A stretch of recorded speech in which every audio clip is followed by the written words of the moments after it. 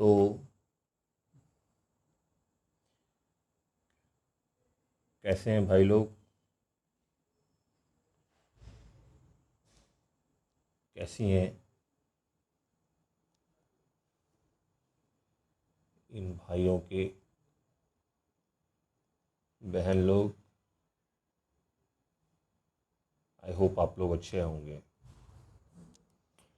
आपका मेरे इस बाय वाला चैनल पे स्वागत है।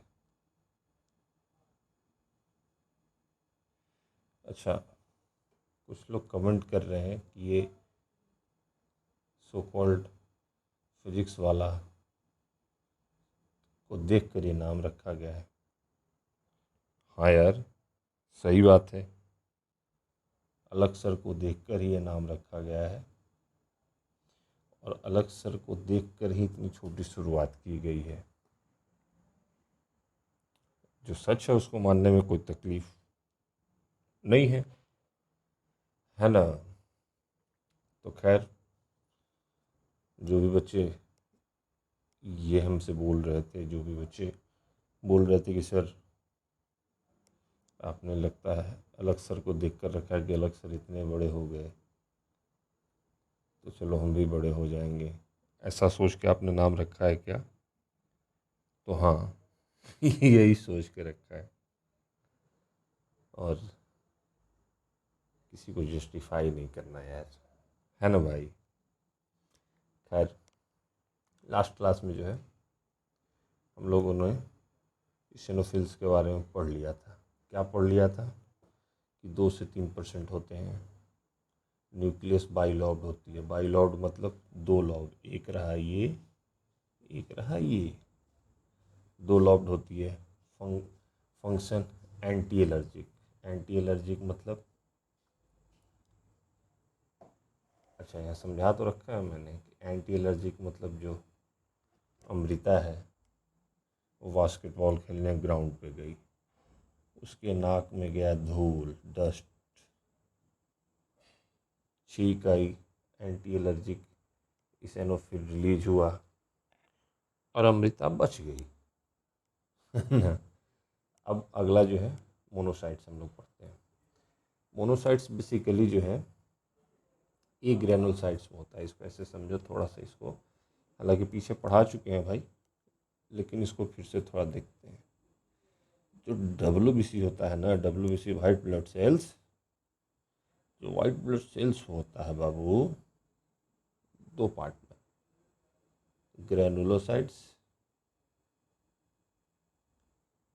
और ए ग्रेनुलोसाइट्स। समझा दोस्त लोग? इसका तो हम लोग देख चुके हैं कि 3 पार्ट, न्यूट्रोफिल्स, बेसोफिल्स, इस्नोफिल्स। राइटिंग थोड़ी सी अच्छी नहीं हो रही है, इसको थोड़ा और अच्छा करते हैं। देखो,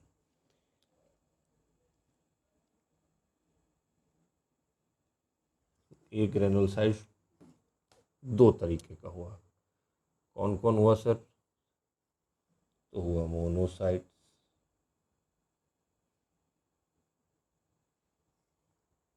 और लिम्फोसाइट्स। इसका कितना परसेंट था सर, वो आगे देख लेते हैं। तो इसमें भी हम लोग ये पढ़ने वाले हैं मोनोसाइट्स को। तो हेडिंग डालो मोनोसाइट। देखो भाई, हमारा शुरुआत ज़रूर छोटा है, इसमें कोई शक की बात नहीं है, लेकिन कंटेंट छोटा नहीं है। जो भी ये बोल रहे हैं कि फिजिक्स वाला को देख के कॉपी किया है आपने सर, या सब आजकल फिजिक्स वाला बनने के लिए ही निकला है, तो दोनों बात सही है। हम सच बता रहे हैं, थोड़ा सा तकलीफ़ हुआ इसीलिए बोल रहे हैं। नॉर्मली ये सब बातों पे हम बोलते हैं नहीं, लेकिन चलो देखो, दोनों बात जो तुम बोल रहे हो सही है यार। एक तो कि फिजिक्स वाला को देख के बायो वाला स्टार्ट हुआ है, सही बात है। दूसरा कि फिजिक्स वाला बड़ा बन गया तो सब बड़ा बन जाएगा। बाय वाला भी बड़ा बनने के चक्कर में है। ये भी सही बात है, जो है सही है उसको, लेकिन ऐसा नहीं है यार कि टोन मार के बोलो। प्रेम से पूछो ना, हम तो खुद बता देंगे, है ना दोस्त। प्रेम से अगर पूछोगे तुम कि हाँ सर, बायो वाला फिजिक्स वाला को दिक्कत स्टार्ट हुआ, तो हाँ आपको भी उनके जैसा नाम चाहिए, तो हाँ उनके जैसा पैसा चाहिए। पैसा किसको काटता है भाई, पैसा किसी को नहीं काटता है। वैसे तुम लोग को बता दें कि पैसा जो है ना भाई, पैसा ठीक ठाक कमा रहे हैं हम। मेरा प्रोफेशन ऐसा है ना भाई, बढ़िया पैसा देता है। बाकी देगा तो काटेगा थोड़ी ना कुछ। अगर पैसा दे देगा कि काटेगा हमको, बोलो, नहीं ना। तो यही है। खैर, वापस पॉइंट पे आते हैं, जिसको जो बोलना है बोलेगा ही।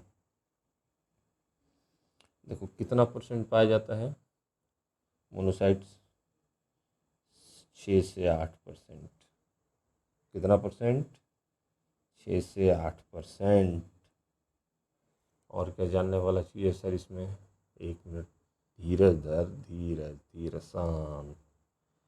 4 गो लंबा लंबा सांस लो और शांत मन, सब बताया जाएगा, कुछ भी नहीं छोड़ा जाएगा। कंटेंट यूट्यूब, कोई और टीचर, आपके मोहल्ले के टीचर,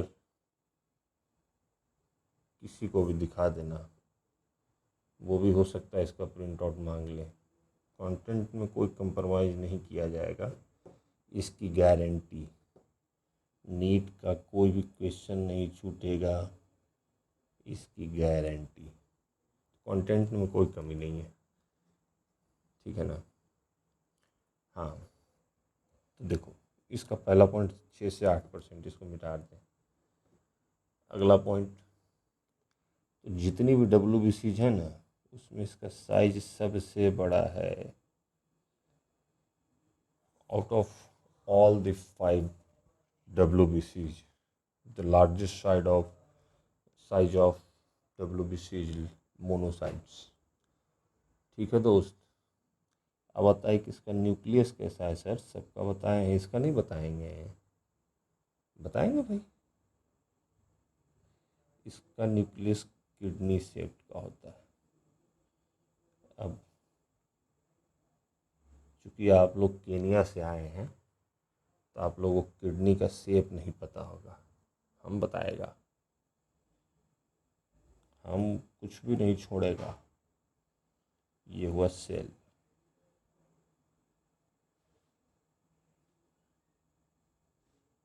ओ, दिल बन गया, लगता है कोई याद कर रहा है, लगता है कोई याद कर रहा था। इसको रंग दें क्या?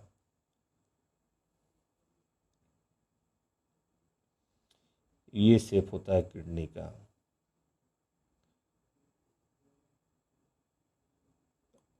और इसका न्यूक्लियस का शेप भी होता है। देखो, अगर नोट्स नहीं बनाना है ना, स्क्रीनशॉट ले लो और बाद में तुम अपने हिसाब से जो है इसको बना लेना, कौन रोक रहा है।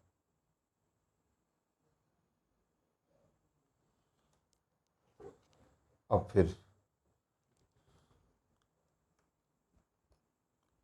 अगला तुम इसका पूछोगी सर काम क्या करता है। इसका की काम क्या है? What is the work of, what is the function of monocytes. रह रहा कि अंग्रेजी इसीलिए बोल देते हैं ताकि तुम लोगों को लगे कि I am also very intelligent person, है ना। तो फंक्शन इसका थोड़ा सा इंटरेस्टिंग वे में समझते हैं। याद है अभी पीछे हमने आपको डायपेडेसिस पढ़ाया हुआ है, पढ़ाया है ना? क्या था डायपेडेसिस? तो चलिए फिर से दिखा देते हैं। इसको कलर कहाँ, रंग कहाँ गया, रंग कहाँ गया। ये है ब्लड कैपिलरीज। नहीं, इसको ऐसे बनाते हैं, ज़्यादा बढ़िया रहेगा।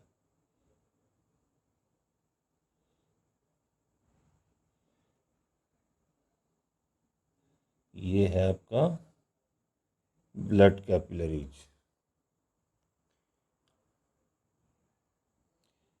ये है आपका टिश्यू। ये मान लो ब्लड कैपिलरी,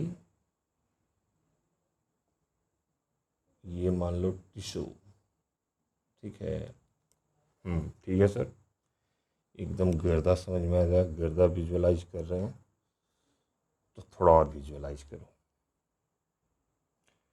हमने आपको बताया था कि डब्ल्यूबीसी डायपेडेसिस का प्रॉपर्टी शो करता है। डायपेडेसिस का क्या प्रॉपर्टी हुआ कि ये जो है अपना साइज ऐसे चेंज कर लेता है। जैसे उसको यहाँ पे इन्फेक्शन दिखा ना, कहीं वो फ्लो कर रहा था नॉर्मली, लेकिन ये है जगत भैया। क्या है? कोई भी बहनों को छेड़ेगा, कोई भी अमृता को छेड़ेगा, हम बाहर निकल आएंगे, उसको मारेंगे। सेम यही इसके साथ भी होता है। ये डब्ल्यूबीसी अपना शेप ऐसे चेंज कर लिया, ऐसे जो है चेंज करके इस छोटे से जो जगह है ना, इससे बाहर निकल आया। और जो जो अमृता को छेड़ रहा था, मतलब जो जो टिश्यू को इन्फेक्शन दे रहा था, उसको ये खा गया, मार दिया। ये डायपेडेसिस हुआ। WBC changes its shape and comes out from the blood capillaries, and it fights with the infection and kills the pathogens entering to the tissue, and this whole process is known as diapedesis. अंग्रेजी बढ़िया बोले यार। Doctor हैं, अच्छा ही बोलेंगे। तो खैर, ये जो है डायपेडेसिस का, डायपेडेसिस समझे, फिर से समझो। ये मान लो टिश्यू नहीं, ऐसे समझो कि ये टिश्यू नहीं, अमृता है। अमृता को गुंडा छेड़ा, विलन।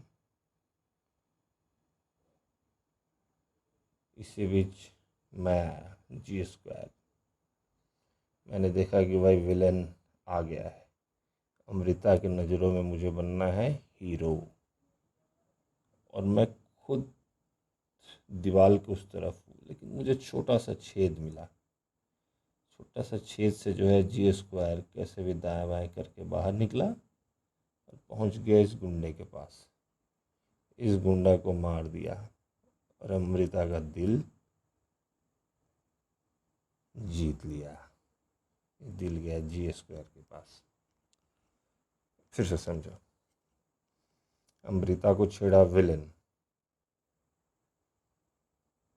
G² देखा, रहा नहीं गया, लड़की इम्प्रेस करना है, पीछे नहीं हटेंगे। लेकिन यार G² जगत भैया नहीं होगा, जगत भैया नाम मिटाओ पहले।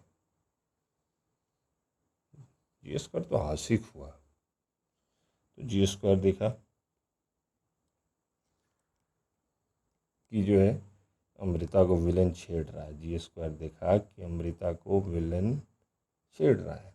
G² दीवार के उस तरफ से छोटा सा जगह उसको दिखा, वो अपना कैसे भी पहले पैर फिर हाथ ऐसे कर करके बाहर आया और विलेन से लड़ गया। अमृता का दिल जीत लिया। तो G² जो अपना शेप बदल के बाहर आया ना, यही प्रोसेस को डायपेडेसिस बोला गया। समझे? ठीक उसी तरह से WBC देखा कि टिश्यू को इन्फेक्शन छेड़ रहा है, सॉरी टिश्यू को बैक्टीरिया पैथोजन छेड़ रहा है, तो ये अपना शेप बदला और बाहर आया और इसको किल कर दिया। इस प्रोसेस को कहते हैं डायपोडेसिस। अब है कि पूछोगे सर मोनोसाइट्स में इसको इतना काहे पढ़ा रहे हैं, बताते हैं काहे पढ़ा रहे हैं। डायपोडेसिस जो है मोनोसाइट सबसे अच्छा करता है। मोनोसाइट्स सबसे अच्छा करता है, कहने का मतलब है कि मोनोसाइट्स इज ए गुड आशिक। समझे? किसके लिए आशिक?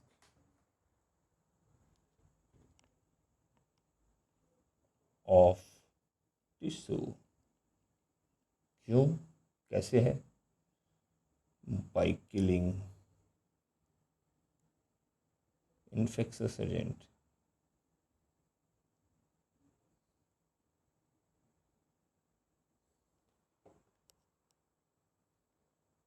समझे? डायपोडेसिस जो है मोनोसाइट सबसे अच्छा करता है। सबसे अच्छा करता है का मतलब कि गुड आशिक है। किसका? टिश्यू का। मतलब टिश्यू को कुछ होने नहीं देगा। किससे कुछ होने नहीं देगा? जो इन्फेक्शस एजेंट्स आएंगे, बैक्टीरिया, पैथोजेंस, उसको मोनोसाइट्स मार देगा। तो चूंकि मोनोसाइट्स का स्पेशल कंडीशन है, इसीलिए वैसे मोनोसाइट्स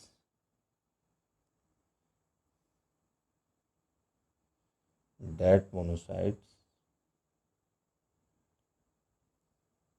जो कि डायपोडेसिस को शो करता है, उसको हम लोग कहते हैं मैक्रोफेज।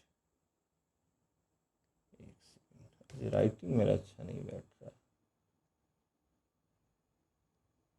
हमको लगता है कुछ जल्दी भी पढ़ा रहे हैं ना। धीरे हो जाते हैं। Relax relax. एक्चुअली रात का 2 बज रहा है, देखो टाइम यहाँ पे 1:43। तो थोड़ा सा जो है काम ख़त्म किए अभी। हम भी सोच रहे हैं कि सो जाए, लेकिन नहीं, पढ़ाने में कंप्रोमाइज़ नहीं होगा। बेस्ट कंटेंट देना है G²। तो यही इसका टोटल बात हुआ मोनोसाइट्स का। क्या क्या बात हुआ कि 6 से 8% प्रेजेंट होता है। लार्जेस्ट WBC है। न्यूक्लियस इसका किडनी शेप न्यूक्लियस होता है। फंक्शन डायपोडेसिस शो करता है। डायपोडेसिस शो करता है, इसीलिए इसको मैक्रोफेज भी बोला जाता है। और डायपोडेसिस आपका ये है। ठीक है, अब जो है अगला हम लोग देखते हैं लिम्फोसाइट्स।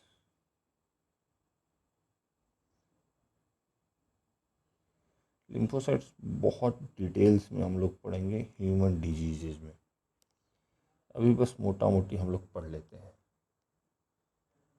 पहला तो न्यूक्लियस। पहला तो प्रेजेंस इसका कितना प्रेजेंस होता है? 20 से 25%। दूसरा है न्यूक्लियस। इसका न्यूक्लियस दोस्त नॉर्मल होता है, राउंड शेप न्यूक्लियस। देख रहे हो, राउंड शेप है ना।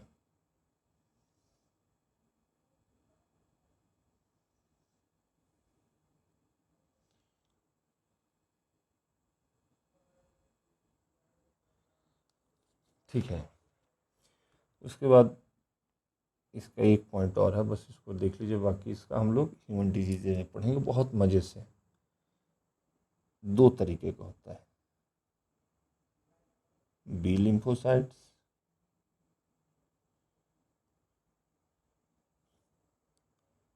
And T lymphocytes.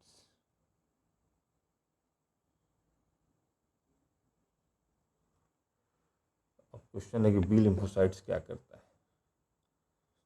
तो बी लिम्फोसाइट जो है वो एंटीबॉडीज़ का काम करता है। एंटीबॉडीज़ का काम इसमें और कौन करता था? न्यूट्रोफिल्स। और टी लिम्फोसाइट्स क्या करता है? अच्छा, इसको और एक और है इसमें कि ये जो है ह्यूमोरल इम्यूनिटी देखा है। अब आप पूछेंगे ह्यूमोरल इम्यूनिटी क्या होता है? ये हम अभी नहीं बताएंगे। कहीं नहीं बताएंगे सर, गुंडा ही है? नहीं, गुंडा ही नहीं है बाबू। तो फिर क्या है? ये अभी बताएंगे तो समझ में नहीं आएगा। इसको बस अभी देख लो तुम। इसको जो है नॉर्मली याद कर लो। इसको बहुत अच्छे से हम बताएंगे। कब बताएंगे? जब हम लोग ह्यूमन डिजीज पढ़ रहे होंगे तब बताएंगे। अच्छा, टी लिम्फोसाइट्स इस सेल मेडिएटेड इम्यूनिटी को शो करता है। इसको भी नहीं बताएंगे। सर ये आप बहुत गलत कर रहे हैं, बहुत कुछ नहीं बता रहे हैं। नहीं, ऐसा हो ही नहीं सकता है कि हम कुछ छोड़ के जाएं। सवाल है कि ये अभी बता देंगे तो नहीं समझ में आएगा। इसके पहले पूरा कथा कहना पड़ेगा तो 4 घंटे का, तब जाके जो है ये समझ आएगा दोस्त। तो इसको बस रट लो, समझे? बाकी इसका बहुत मज़े से जो है हम लोग पढ़ेंगे ह्यूमन डिजीजेज में। तो इसी तरीके से हम लोग WBC को ख़त्म कर लिए हैं।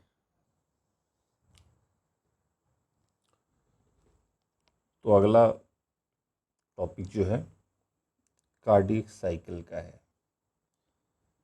देखिए, एग्जैक्ट जो है इधर पे, एग्जैक्ट जो है शेप ऑफ हार्ट ऐसा है, ये इसके जैसा है। लेकिन चूंकि हमें कार्डियक साइकिल समझना है तो हम इस तरीके का एक शेप बनाते हैं। जैसे इसको ऐसे समझिए कि पहले इसको देख लीजिए, ये राइट ऑरिकल्स हुआ, ये राइट वेंट्रिकल्स हुआ, ये लेफ्ट ऑरिकल हुआ, लेफ्ट वेंट्रिकल हुआ। तो हम इसको थोड़ा सा इजी वे में समझने के लिए इसको जो स्क्वायर फॉर्म में एडजस्ट कर देते हैं और इसको इस तरीके से समझने की कोशिश करते हैं। तो राइट ऑरिकल्स को राइट साइड में लिख दीजिए, राइट वेंट्रिकल्स को लिख दीजिए, लेफ्ट ऑरिकल्स को लिख दीजिए, लेफ्ट वेंट्रिकल्स को लिख दीजिए। अब इसका लेबलिंग कर लेते हैं। ये हमने आपका टाइम बचे इसलिए पहले ही से फ़ोटो बना दिया था, लेबलिंग सामने इसीलिए कि थोड़ा सा फील आए।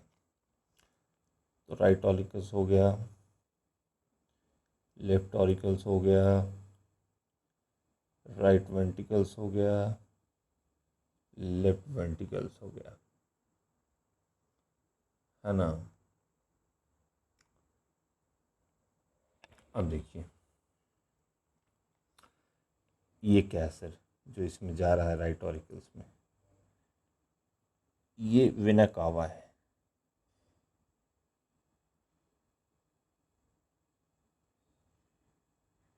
अब आप पूछेंगे कि वेना कावा मतलब क्या? वेना कावा वो ब्लड है, वो वेन्स है जो कि डीऑक्सीजनेटेड ब्लड पूरे बॉडी से राइट ऑरिकल्स के पास लाता है। तो फिर आप पूछेंगे कि सर ये ऊपर और नीचे क्या है? इसका भी नाम सुन लीजिए।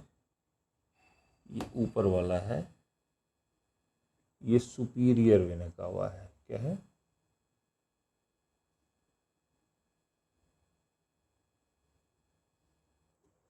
तो नीचे वाला क्या है? नीचे वाला है इन्फीरियर वेना कावा।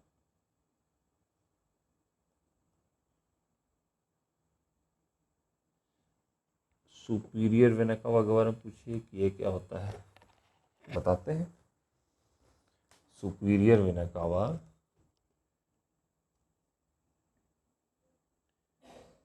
ब्रेन से डीऑक्सीजनेटेड ब्लड राइट ऑरिकल्स तक लाता है। उस वेन्स को सुपीरियर वेना कावा कहते हैं। सुपीरियर इसलिए क्योंकि ऊपर साइड में है, और कोई कारण नहीं है, नाम बस दे दिया गया। अब इंफीरियर वेना कावा, तो इंफीरियर वेना कावा वो हुआ जो कि रिस्ट बॉडी पार्ट से डीऑक्सीजनेटेड ब्लड राइट ऑरिकल्स में पहुंचाते हैं। एक और है कोरोनरी साइनस, लेकिन वो अभी नहीं, बाद में पढ़ेंगे। अभी पढ़ेंगे आप कंफ्यूज हो जाएंगे, ठीक है ना।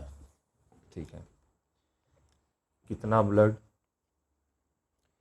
तो अब है कि इसको ऐसे समझिए। अब जो है ब्लड जो है, सॉरी,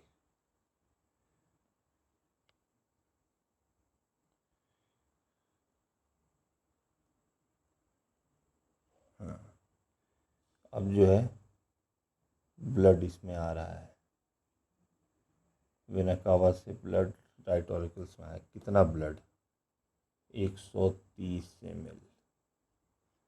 तो सबसे पहले यहाँ पे लिखे, वेना कावा से 130 ml डीऑक्सीजनेटेड ब्लड कहाँ आया, राइट ऑरिकल्स में। अब उसके बाद राइट ऑरिकल्स में आ गया 130 ml। 130 ml में से एक वल्व है, एक ओपनिंग है, इससे 100 ml ब्लड पैसिवली आ गया राइट वेंट्रिकल्स में। तो इस वल्व को क्या बोला गया, इस वल्व का नाम है ट्राइकस्पिड वल्व।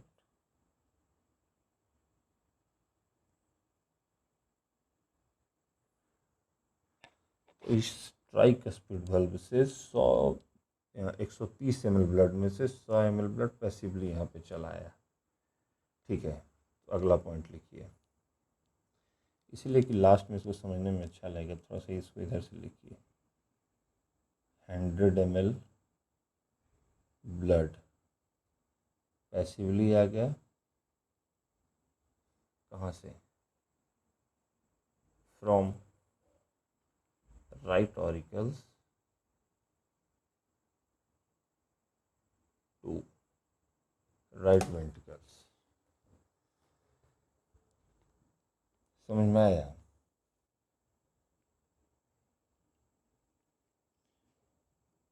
ठीक है, इसके बाद क्या हुआ, इसके बाद इसमें बचा 30 ml,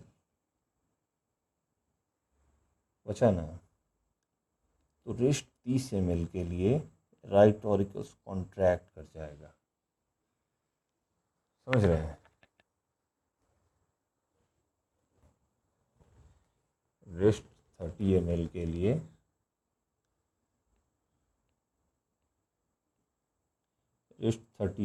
लिए राइट ऑरिकल्स कॉन्ट्रैक्ट कर जाएगा,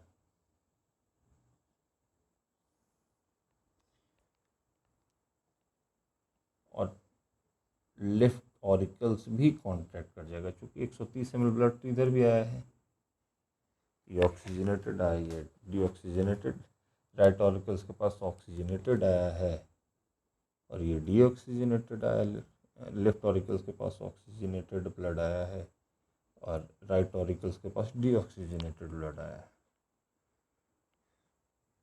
तो जो है रेस्ट 30 ml के लिए राइट ऑरिकल्स, इसको ऐसे लिखिए, right auricles plus left auricles contract कर जाता है, ठीक है।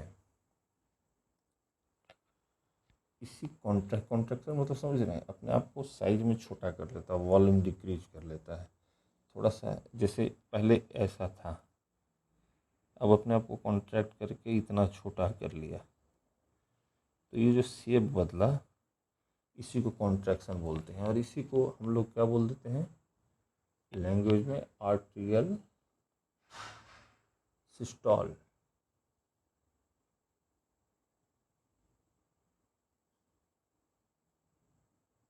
समझे? और ये आर्ट्रियल सिस्टॉल जो है 0.1 सेकेंड के लिए होता है, मतलब 0.1 सेकेंड के लिए आर्ट्रियल कॉन्ट्रैक्ट कर जाता है। क्यों? ताकि रेस्ट 30 ml ऑफ ब्लड इसमें आ जाए। हम इसको और अच्छे से समझा सकते हैं। किच हो रहा है, इसको और अच्छे से समझाते हैं फिर से शुरू से, हमें मज़ा नहीं आ रहा है। देखिए बस डायग्राम बना लेते हैं, वीडियो पॉज करके डायग्राम बना लेते हैं ताकि थोड़ा सा टाइम कम लगे। हाँ, ये हमने फ़ोटो बना लिया, इसमें हमें खुद मज़ा नहीं आ रहा था, हमें लग रहा था कि गिच पिच पढ़ा रहे हैं। गिच पिच नहीं पढ़ाएंगे। देखिए पहला स्टेप क्या हुआ, स्टेप वाइज देखते हैं। पहला स्टेप क्या हुआ कि वेनाकावा, नहीं वेनाकावा को छोड़ दीजिए और मज़े से। पहला स्टेप क्या हुआ कि right auricles and left auricles में 130 ml ब्लड आया। 130 ml क्यों आया? तो नहीं कैपेसिटी है यार, 5 लीटर का आपके पल्सर का टंकी का कैपेसिटी है तो उतना ही आएगा ना। वैसे ही हार्ट में जो है 130 ml की कैपेसिटी है उतना ब्लड जो है आया। अलग अलग राइट ऑरिकल्स में 130 अलग आया, लेफ्ट ऑरिकल्स में 130 अलग आया। अब दूसरा स्टेप क्या हुआ, इस 130 ml में से 100 ml सेल्फ मूवमेंट से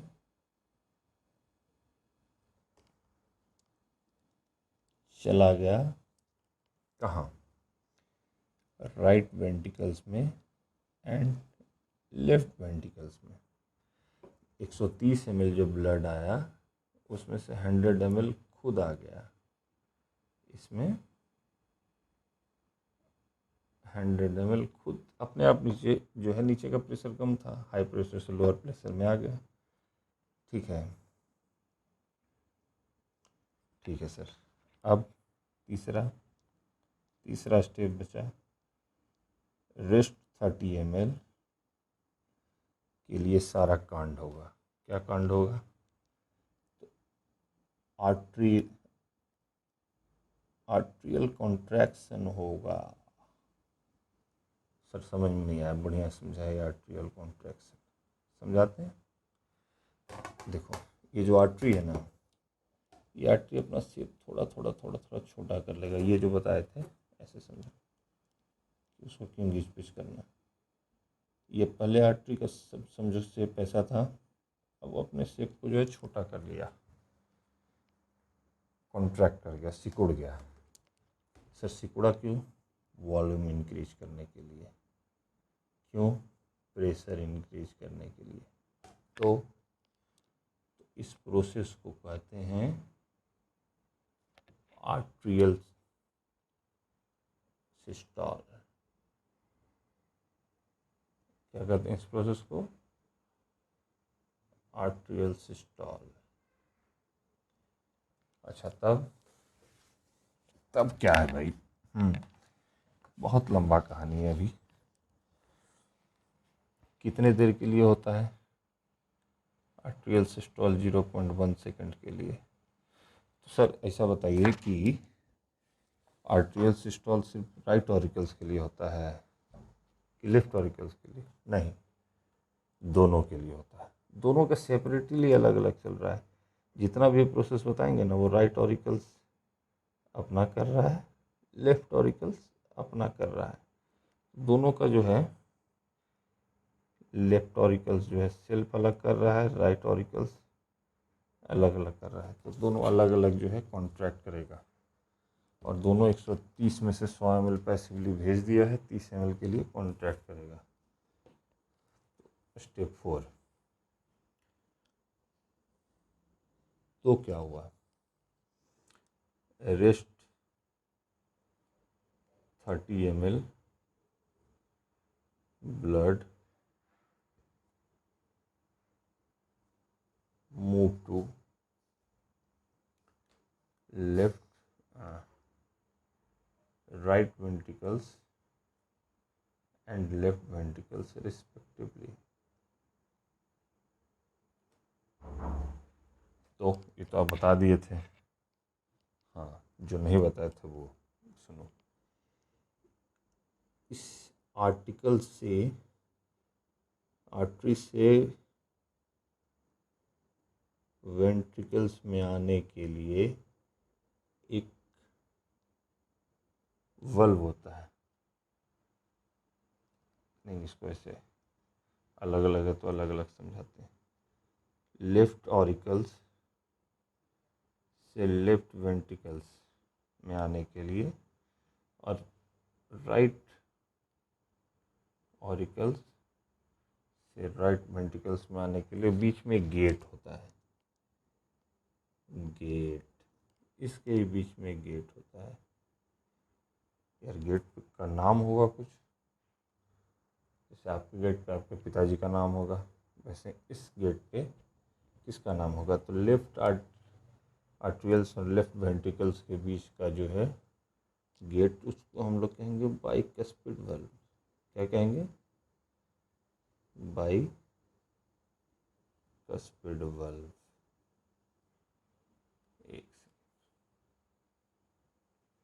और राइट ऑरिकल्स और राइट वेंट्रिकल्स के बीच के गेट को क्या कहेंगे, इसको हम लोग कहेंगे ट्राइकस्पिड वाल्व।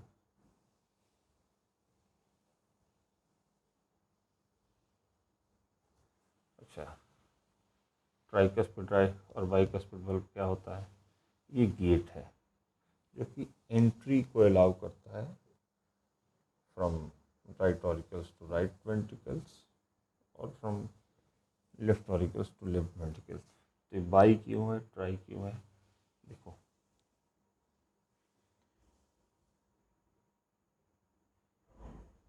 1 2 3, 3 बल्ब तो ट्राई और 1 और 2 बल्ब तो बाइकस्पिड। समझ गए, समझ गए। अब आगे क्या होगा, 30 ml ब्लड जो है, तो इसका रिजल्ट क्या होगा, 30 ml blood reaches left ventricles and right ventricles respectively, है ना। 30 ml वेंट्रिकल्स में आ गया। अब जो है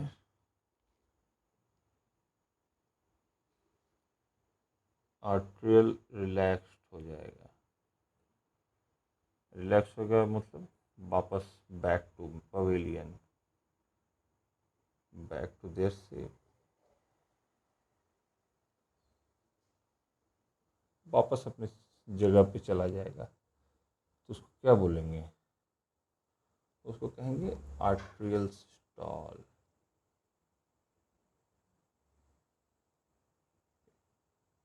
आर्ट्रियल डायस्टॉल का मतलब कि अपना शेप छोटा कर लिया, आर्ट्रियल सिस्टोल मतलब रिलैक्स हो गया। अच्छा, आर्ट्रियल सिस्टोल कितनी देर के लिए हुआ था, आर्ट्रियल सिस्टोल कितनी देर के लिए हुआ था, 0.1 सेकेंड के लिए। तो आर्ट्रियल डिस्टॉल कितने के लिए होता है, 0.7 सेकेंड के लिए। अच्छा, ये हुआ टोटल आर्टरी वाला कहानी। अब आते हैं हम लोग वेंट्रिकल्स में।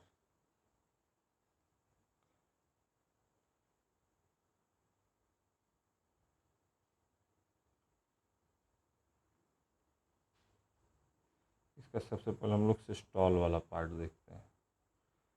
सिस्टॉल मतलब वेंट्रिकल जो है उस साइज में छोटा हो गया। क्यों छोटा हुआ, कैसे छोटा हुआ भी देखते हैं हम लोग। साइज में छोटा हो गया, क्यों हुआ कैसे हम लोग देखते हैं। देखिए पहला पॉइंट, 130 ml ब्लड पहुंच चुका है कहाँ, left ventricles and right ventricles में। अब अगला देखिए, इसको थोड़ा सा यहाँ पे एक डायग्राम छोटा सा हम बनाएंगे। ये आपका हार्ट हो गया, ये हुआ, ये हुआ, ये हुआ राइट वेंट्रिकल्स।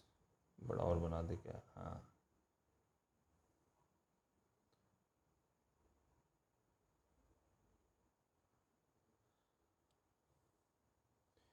ये हुआ राइट वेंट्रिकल्स, लेफ्ट वेंट्रिकल्स। तो अब देखिए 130 ml ब्लड यहाँ पहुँच चुका है, यहाँ भी 130 ml ब्लड पहुँच चुका है। अब लेफ्ट वेंट्रिकल से जैसा आपको पता है कि अरोटा निकलता है, और इसके अंदर प्रेशर होता है 80 mm Hg।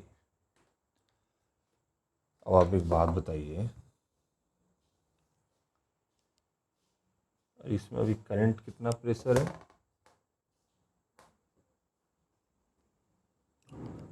अरोटा में जैसा कि बता रहे हैं एनसीईआरटी बाबा कि 80 mm ऑफ Hg प्रेशर है।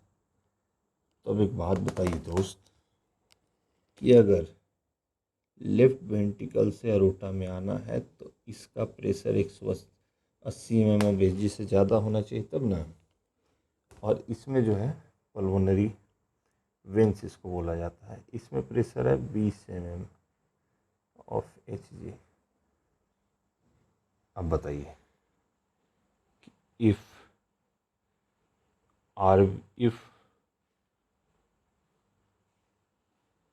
blood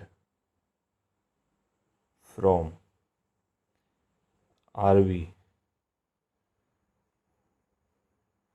move to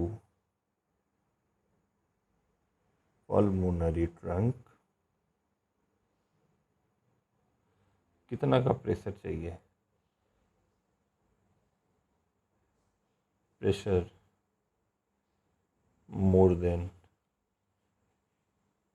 20 mm Hg is needed. अच्छा, और दिल न बन, याद आता है किसी का,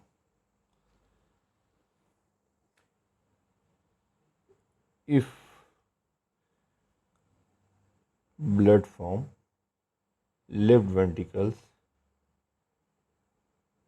want to move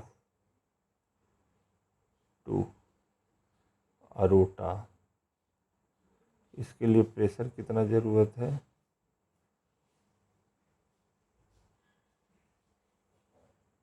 80 mm of Hg, इससे ज़्यादा। तो अब इसके लिए क्या करेगा, प्रेशर ज़्यादा करने के लिए, दोस्त वेंट्रिकुलर सिस्टॉल होगा। मतलब हम बताता है वेंट्रिकुलर सिस्टॉल का मतलब कि साइज जो है छोटा कर लेगा, कॉन्ट्रैक्शन।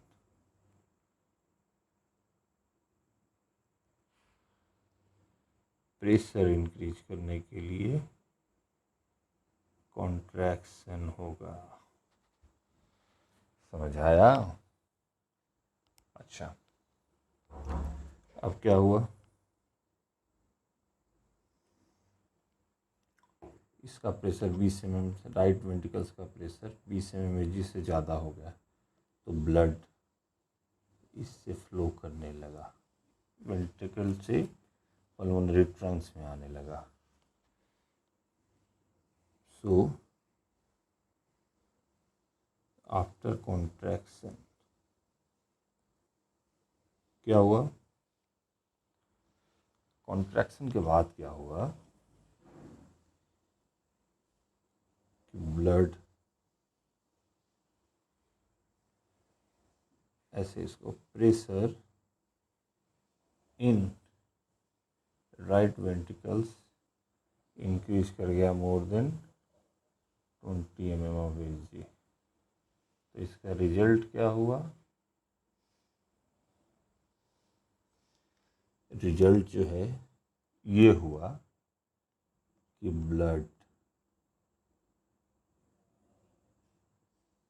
started to move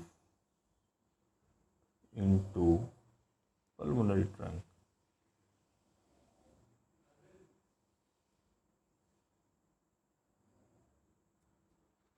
अच्छा, अब लेफ्ट वेंट्रिकल्स में क्या होगा,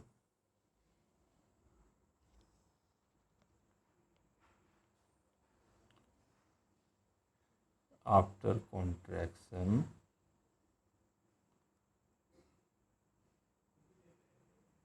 मतलब ventricular systole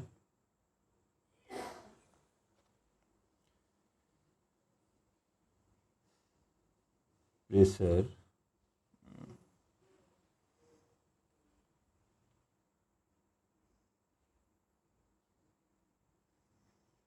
in left ventricles more than 80 mm of Hg। तो इसका रिजल्ट क्या होगा,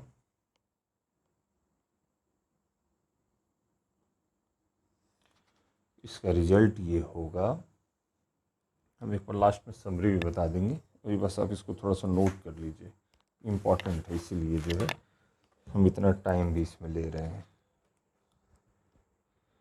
जैसे ही जो है 80 mm Hg से ज़्यादा होगा प्रेशर लेफ्ट वेंट्रिकल्स में, तो रिजल्ट जो है blood starts to move from left ventricles to aorta. ठीक है, अब देखिए ब्लड जैसे ही आया तो एक टाइम आएगा,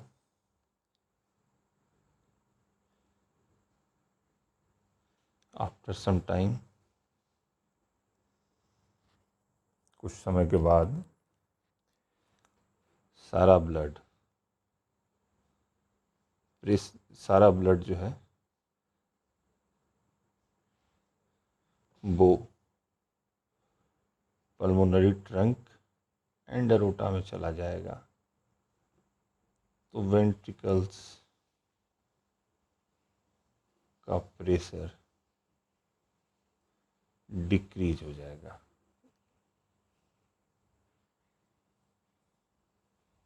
है ना। तो क्या होगा, अब जैसे ही वेंट्रिकल्स का प्रेशर डिक्रीज होगा दोस्त, तो बैकफ्लो ऑफ ब्लड होगा।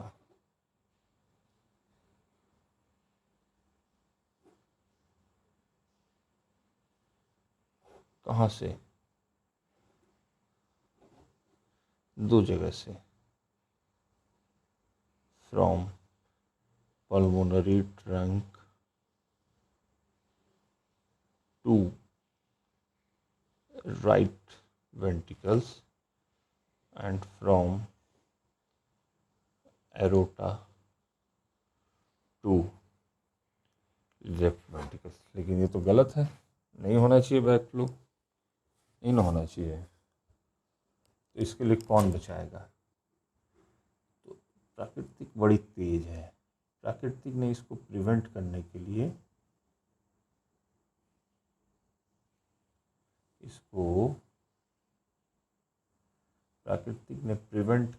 लिए वहाँ पे बल्ब बना दिया। बल्ब मतलब गेट,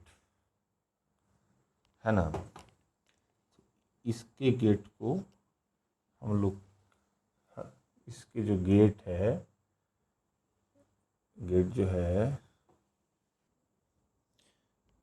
उसको हम लोग कहेंगे पल्मोनरी सेमिलुनर वाल्व।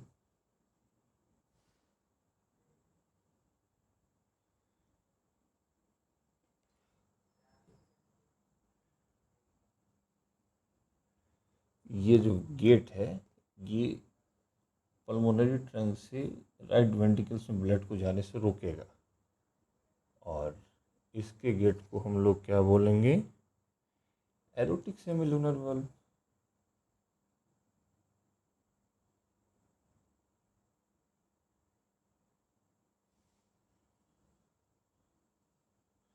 जरा फील कीजिए, आंख बंद कीजिए, कर लिया। फील कीजिए कि 130 ml का जो ब्लड है, आंख बंद कोई नहीं खोलेगा, हम भी अपना आंख बंद किए हुए हैं।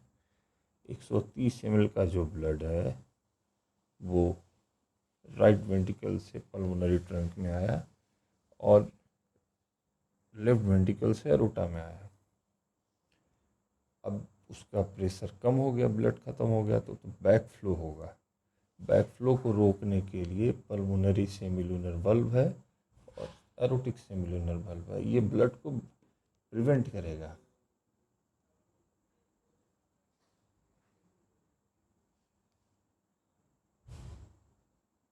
किसी से? बैक फ्लो ब्लड से।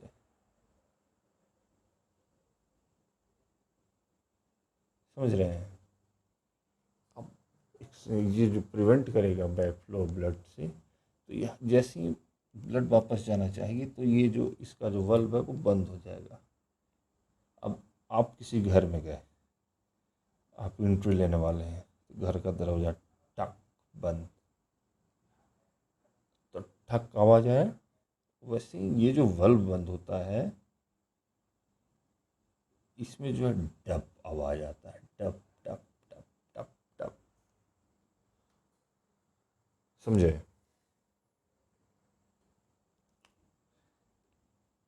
अच्छा, एक चीज़ हमसे छूट गया, लब आवाज़ कब आता है?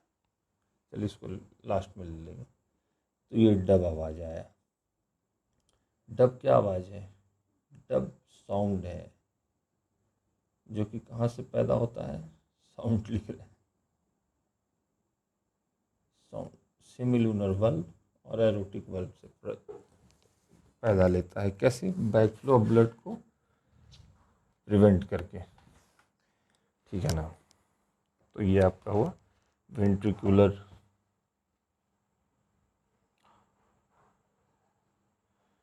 सिस्टोल का कहानी ख़त्म। उसके बाद जो है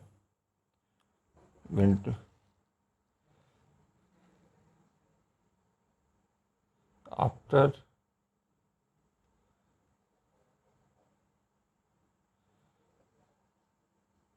वेंट्रिकुलर सिस्टोल, वेंट्रिकुलर सिस्टोल कितने देर के लिए चला?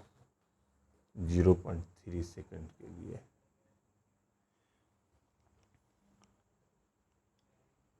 वेंट्रिकल्स रिलैक्स हो गया, बैक टू देयर पोजीशन, इसको वेंट्रिकुलर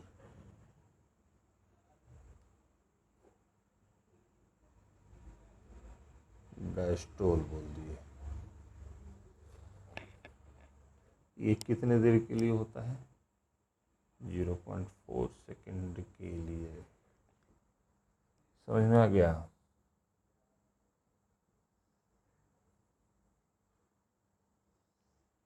देखिए इसको कितना, 54 मिनट हो गया। अच्छा ठीक है, देखते हैं। अच्छा, एक हमसे आवाज़ छूट गई थी, लब। लब और डब दोनों को एक ही साथ समझाते हैं, थोड़ा सा ज़्यादा बढ़िया लगेगा। दोनों को एक साथ जो है समझाएंगे ना।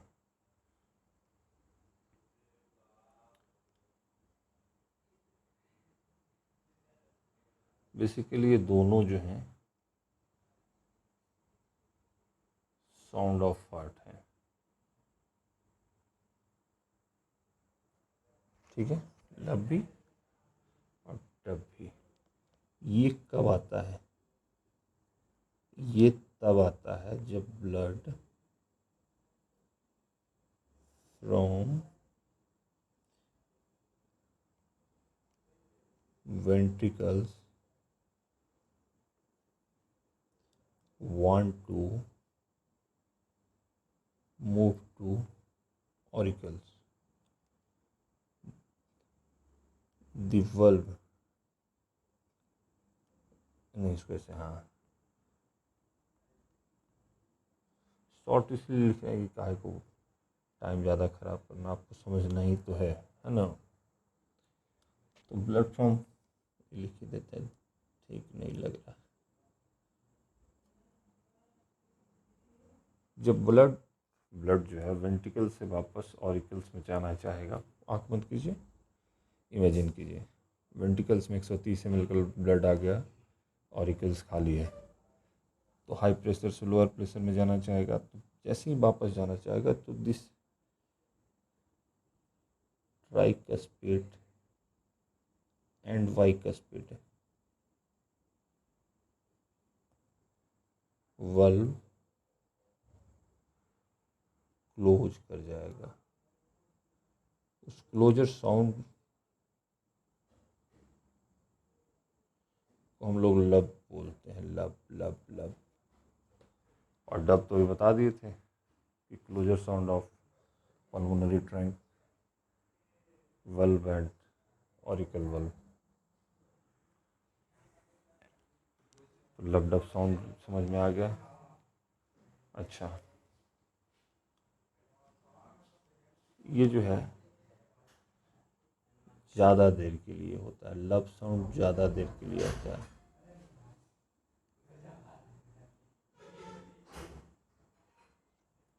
और ये लेस ड्यूरेशन के लिए होता है डब।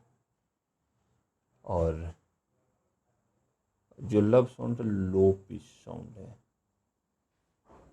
लो पिच मतलब करीना कपूर वाली आवाज़, अमृता वाली आवाज़, मतलब लड़की वाली आवाज़। और ये डब साउंड हाई पिच्ड है। हाई पिच्ड मतलब लड़कों वाली आवाज़, ठीक है। अच्छा, अब थोड़ी सी कुछ और पॉइंट्स हैं छोटे छोटे, उसको देख लीजिए, क्वेश्चंस आने की संभावना रहती है। आर्ट्रियल सिस्टोल कितने देर का बताए थे? 0.3 सेकेंड का, सॉरी 0.1 सेकेंड का। आर्ट्रियल डायस्टॉल कितने देर का बताए? 0.7 सेकेंड का। अब वेंट्रिकुलर सिस्टोल कितने देर का बताए? 0.3 सेकेंड का। एंड वेंट्रिकुलर डायस्टॉल कितने देर का बताए? 0.4 सेकेंड का। मतलब एक कार्डियक साइकिल चलने में 0.8 सेकेंड का टाइम लगता है। अच्छा, एक बार में वंस, ऐसे इसको लिखिए, एवरी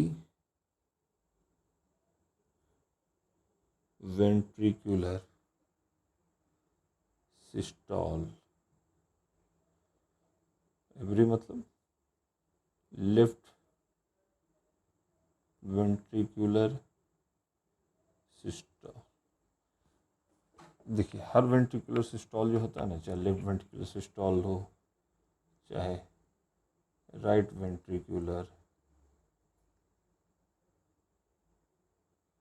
सिस्टोल हो,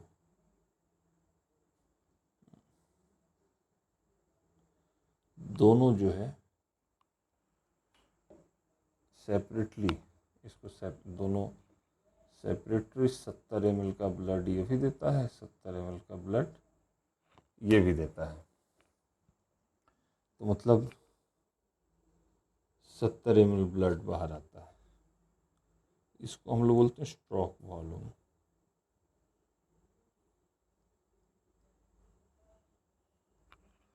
अच्छा,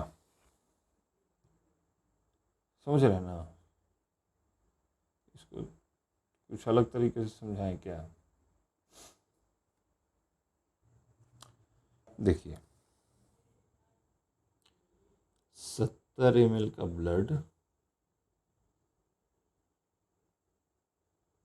ईच वेंट्रिकल्स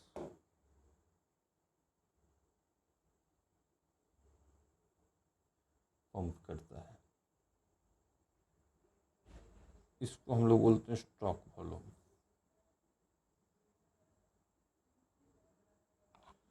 समझाइए, इसको हम लोग बोलते हैं स्ट्रोक वॉल्यूम। और 1 मिनट में कितनी बार हार्ट बीट होता है? तो आपको 72 पता है, 72 बीट पर मिनट। तो यहाँ से हम लोग कार्डियक आउटपुट निकाल सकते हैं। पहले ये बताइए, कार्डियक आउटपुट होता क्या है? 1 मिनट में अमाउंट ऑफ ब्लड पंप,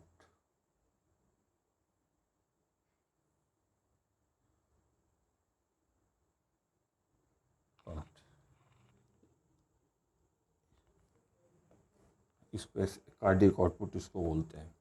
तो 1 मिनट में कितने बार हार्ट बीट हुआ? 72। अमाउंट कितना पंप हुआ? 70 ml। इसको जब आप लोग मल्टीप्लाई करेंगे तो 540 ml हुआ। 540 मतलब 5 लीटर ब्लड एवरी मिनट। इसको हम लोग कार्डियक आउटपुट बोलते हैं। तो कार्डियक साइकिल मेरे ख्याल से आप लोगों को समझ में आ गया होगा। एक बार फिर से इसको थोड़ा सा और ट्राई करें क्या, विजुअलाइज कराने की। चलिए, बड़ा सा डायग्राम बना लेते हैं, ट्राई करते हैं क्या जा रहा है ना। थ्योरी बहुत लंबा होगा ना, कोई बात नहीं, डायग्राम से आपको हम एक बार विजुअलाइज कराते हैं। इसको विजुअलाइज करना है ना, तो आप एक बार फ़ोटो देख लीजिए इसका, उसके बाद अपनी आँखों को बंद कर लीजिए। समझे? अपनी आँखों को एकदम से बंद कर लीजिएगा और जो जो बोलेंगे उसको विजुअलाइज कीजिएगा।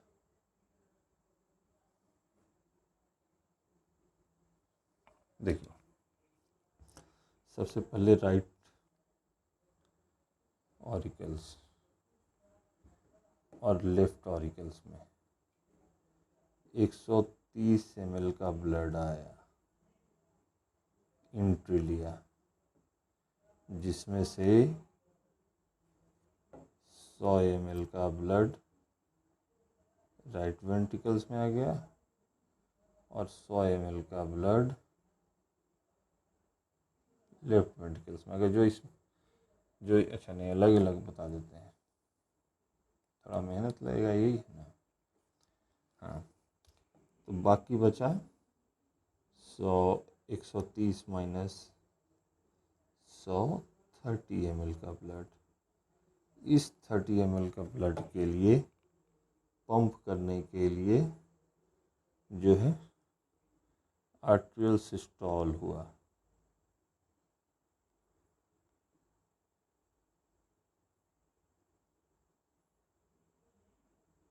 आर्ट्रियल सिस्टोल से जो है 30 ml का ब्लड यहाँ पे आ गया। अब 30 ml का ब्लड आ गया तो यहाँ पे 130 ml हो गया, यहाँ पे 0, हालांकि आ रहा है कुछ कुछ ब्लड, लेकिन प्रेशर तो कम ही है ना। तो ब्लड बैक फ्लो भी होना चाहेगा। बैक, इससे प्रिवेंट कौन करेगा? बैकफ्लो से प्रिवेंट करने के लिए ट्राइकस्पिड बल्ब और डाइकस्पिड बल्ब है। देखिए जो कंटेंट दे रहे हैं ना भाई, गारंटी है कहीं नहीं, एमबीबीएस टच दे दे के कंटेंट बना रहे हैं, इस लेवल का कंटेंट है। कोई सा भी क्वेश्चन, राम गीता मिता से महेश रमेश, जो भी क्वेश्चन बुक को पढ़ लेना, क्वेश्चन नहीं छूटेगा। तो खैर 130 जब ब्लड का इसमें प्रेशर ज़्यादा हुआ, इसमें प्रेशर कम हुआ, तो ब्लड फ्लो बैक फ्लो होगा। बैक फ्लो को रोकने के लिए ट्राइकस्पिड बल्ब एंड डाइकस्पिड बल्ब है, यही साउंड प्रोड्यूस करेगा। ये जैसे ही बंद होगा बैक फ्लो को रोकने के लिए तो साउंड प्रोड्यूस होगा। कौन सा? लब। कैसा साउंड है? लो पिस्ट, लो पिस्ट है ना, हाँ शायद हाई पिस्ट है, नहीं ठीक है, लो पिस्ट, लो पिस्ट है, लॉन्गर ड्यूरेशन के लिए है। अच्छा, इसमें भी जो इधर है वो इधर है। अब देखिए इसमें 130 ml का ब्लड आ गया। अब इसमें जो है प्रेशर है, ये पल्मोनरी ट्रंक है, पल्मोनरी आर्टरी को आगे चल के बन जाता है। ये डीऑक्सीजनेटेड ब्लड जो है, अभी आगे पढ़ेंगे डबल सर्कुलेशन में, लेकिन जान लीजिए डीऑक्सीजनेटेड ब्लड ये राइट वेंट्रिकल से लेके लंग्स तक पहुंचाता है। हाँ, तो back to the point, 130 ml का यहाँ पे ब्लड है, यहाँ पे प्रेशर जो है 20 mmHg है।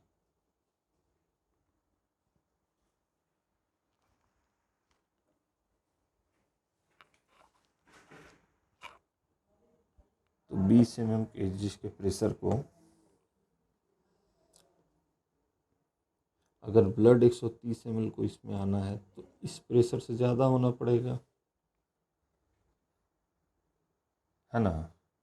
तो क्या करेगा कि कॉन्ट्रैक्ट कर जाएगा, वेंट्रिकुलर सिस्टॉल जिसको बोलते हैं, वेंट्रिकुलर सिस्टॉल करेगा। प्रेशर इसमें जो है 20 से ज़्यादा हो गया, 25 mmHg, ब्लड जो है पल्मोनरी ट्रंक में आ गया।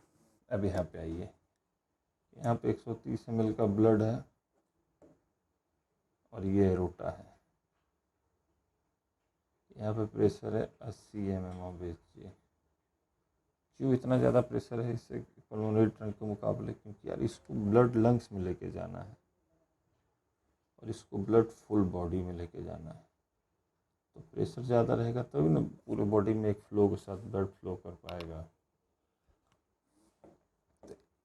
यहाँ पे क्या होगा कि लेफ्ट वेंट्रिकल थोड़ा ज़्यादा सिस्टॉल होगा, सिस्टॉल में तो कॉन्ट्रैक्ट, अपना साइज छोटा किया किया किया किया, इतना करते करते जो है इतना छोटा कर दिया, इतना छोटा कर दिया कि इसमें प्रेशर जो है मोर देन 80 mm से ज़्यादा हो गया, तो ब्लड जो है पल्मोनरी ट्रंक में आ गया, सॉरी एरोटा में आ गया। अब ब्लड पल्मोनरी ट्रंक में आ गया है, एरोटा में आ गया है, तो ब्लड प्रेशर यहाँ पे कम जाएगा लेफ्ट राइट वेंट्रिकल और लेफ्ट वेंट्रिकल्स में, तो बैक फ्लो होगा। तो इस बैक फ्लो को प्रिवेंट करने के लिए यहाँ पे जो है, एक से नहीं दिख रहा है, थोड़ा और चटकदार कलर चाहिए, ये जो है यहाँ पे एक बल्ब होता है, ये जो बल्ब देख रहे हैं ना, पल्मोनरी ट्रंक के बल्ब को पल्मोनरी सेमील्यूनर बल्ब कहते हैं, और एरोटा के बल्ब को एरोटा सेमील्यूनर बल्ब कहते हैं। ये क्या करता है? Prevent back flow.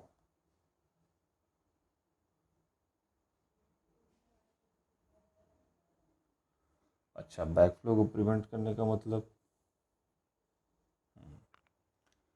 Back flow को प्रिवेंट करने का मतलब है कि जैसे ही साउंड उसमें से गेट बंद हुआ, तो साउंड प्रोड्यूस हुआ। इसको बोले हम लोग डब।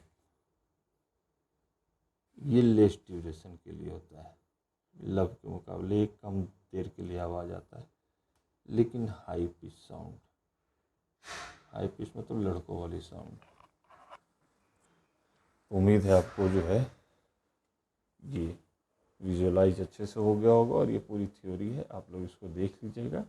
नहीं समझ में आया एक बार दोबारा देख लीजिएगा, हालांकि एक बार देखने के बाद दोबारा यही देखिएगा, इतने समझ में आ जाएगा। हालांकि समझ में आ गया होगा मैक्सिमम को। तो अगर आपको पसंद आता है तो प्लीज़ अपना प्यार हमेशा देते रहिए।